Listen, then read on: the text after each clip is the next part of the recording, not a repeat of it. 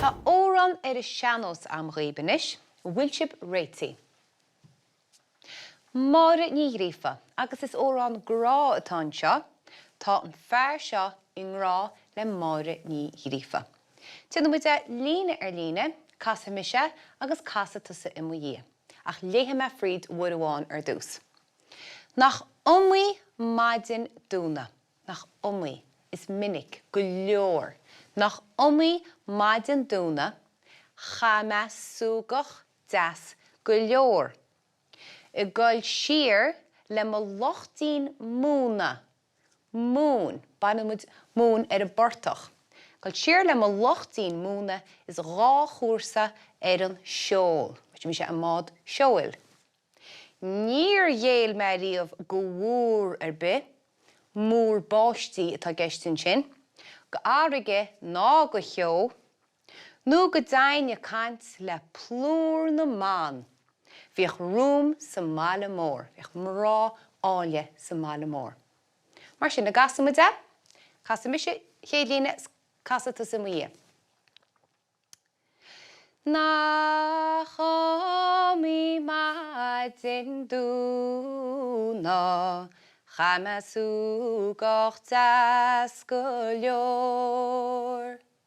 Raditún ornádíocht an sin, óran seanos, mu gar na bra ceolmhar. Le chéile? Nach iomaí maidin dúna, chaime súgach deas go leor. An bhá, dar líne. Gcoil siar le mo lochtaín múna, schachúr sa méire seol. Ríist? Gcoil siar le mo lochtaín múna, schachúr sa méire seol. An bhá. Níor dhéal me riamh go bhfuair be, go áirige ná go cheol. Ríist? Níor dhéal me riamh go bhfuair be, go áirige ná go cheol. Nó go dainne caint le plúr na man, bhíoch rúm sa mála mór. Tuireann muid líne siad ríist? Nó go dainne caint le plúr na man, bhíoch rúm sa mála mór. Ón tús? Nach iomaí maidin dúna, chaime súgach deas go leor.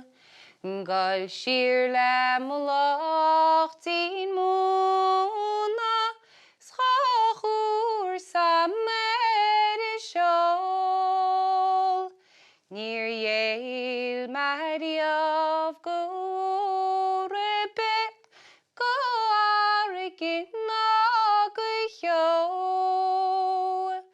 Nó go dainne caint le plúr na man, bhíoch rúm sa mála mór.